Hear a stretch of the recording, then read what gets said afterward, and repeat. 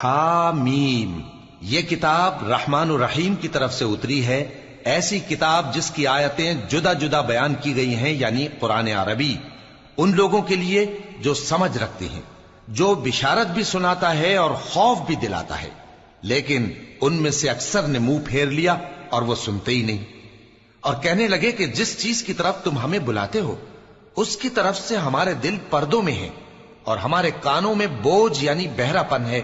اور ہمارے اور تمہارے درمیان ایک پردہ ہے، تو تم اپنا کام کرو، ہم اپنا کام کرتے ہیں۔ کہہ دو کہ میں بھی آدمی ہوں جیسے تم، ہاں مجھ پر یہ وحی آتی ہے کہ تمہارا معبود ایک ہی معبود ہے، تو سیدھے اسی کی طرف متوجہ رہو اور اسی سے مغفرت مانگو۔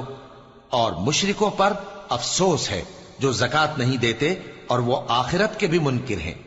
جو لوگ ایمان لائے اور عمل نیک کرتے رہے ان کے لیے ایسا ثواب ہے جو ختم ہی نہ ہو۔ کہو کیا تم اس ذات کا انکار کرتے ہو جس نے زمین کو 2 دن میں پیدا کیا اور بتوں کو اس کا مد مقابل بناتے ہو؟ وہی تو تمام جہانوں کا مالک ہے، اور اسی نے زمین میں اس کے اوپر پہاڑ بنائے اور زمین میں برکت رکھی اور اس میں سامان معیشت مقرر کیا، سب 4 دن میں، اور تمام طلبگاروں کے لیے یکساں۔ پھر وہ آسمان کی طرف متوجہ ہوا جبکہ وہ دھواں تھا، تو اس نے اس سے اور زمین سے فرمایا کہ دونوں آؤ، خواہ خوشی سے خواہ ناخوشی سے۔ انہوں نے کہا کہ ہم خوشی سے آتے ہیں۔ پھر اس نے 2 دن میں 7 آسمان بنائے اور ہر آسمان میں اس کے کام کا حکم بھیجا، اور ہم نے آسمان دنیا کو چراغوں یعنی ستاروں سے سجایا اور شیطانوں سے محفوظ رکھا۔ یہ اسی زبردست باخبر کے مقرر کیے ہوئے اندازے ہیں۔ پھر اگر یہ منہ پھیر لیں تو کہہ دو کہ میں تم کو ایسی چنگھاڑ کے عذاب سے آگاہ کرتا ہوں جیسے عاد اور سمود پر چنگھاڑ کا عذاب آیا تھا، جب ان کے پاس پیغمبر ان کے آگے اور پیچھے سے آئے کہ اللہ کے سوا کسی کی عبادت نہ کرو، تو وہ کہنے لگے کہ اگر ہمارا پروردگار چاہتا تو فرشتے اتار دیتا، سو جو تم دے کر بھیجے گئے ہو ہم اس کو نہیں مانتے۔ اب جو عاد والے تھے وہ ناحق ملک میں تکبر کرنے لگے اور کہنے لگے کہ ہم سے بڑھ کر قوت میں کون ہے؟ کیا انہوں نے نہیں دیکھا کہ اللہ جس نے ان کو پیدا کیا وہ ان سے قوت میں بہت بڑھ کر ہے، اور وہ ہماری آیتوں سے انکار کرتے رہے۔ تو ہم نے بھی ان پر نحوست کے دنوں میں زور کی آندھی چلائی تاکہ ان کو دنیا کی زندگی میں ذلت کے عذاب کا مزہ چکھا دیں،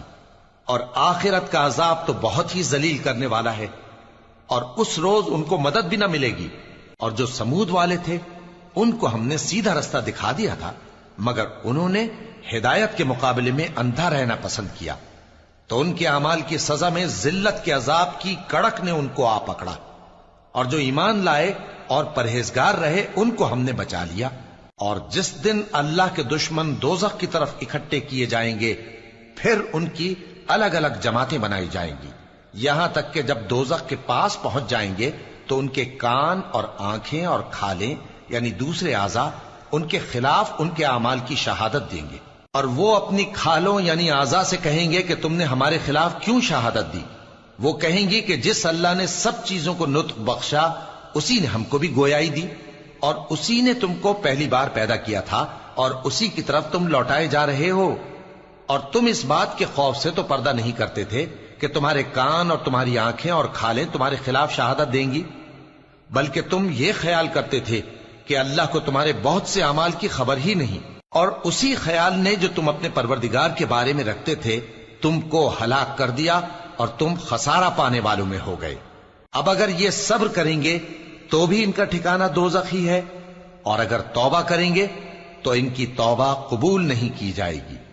اور ہم نے ان کے ایسے ساتھی بنائے جنہوں نے ان کے اگلے اور پچھلے اعمال ان کو عمدہ کر دکھائے تھے، اور جنات اور انسانوں کی جماعتیں جو ان سے پہلے گزر چکی ان پر بھی اللہ کے عذاب کا وعدہ پورا ہو گیا۔ بے شک یہ نقصان اٹھانے والے ہیں۔ اور کافر کہنے لگے کہ اس قرآن کو سنا ہی نہ کرو، اور جب پڑھنے لگے تو شور مچا دیا کرو تاکہ تم غالب رہو۔ سو ہم بھی کافروں کو سخت عذاب کے مزے چکھائیں گے اور ان کے برے اعمال کی جو وہ کرتے تھے سزا دیں گے۔ یہ اللہ کے دشمنوں کا بدلہ ہے یعنی دوزخ، ان کے لیے اسی میں ہمیشہ کا گھر ہے۔ یہ اس کی سزا ہے کہ ہماری آیتوں سے انکار کرتے تھے۔ اور کافر کہیں گے کہ اے ہمارے پروردگار،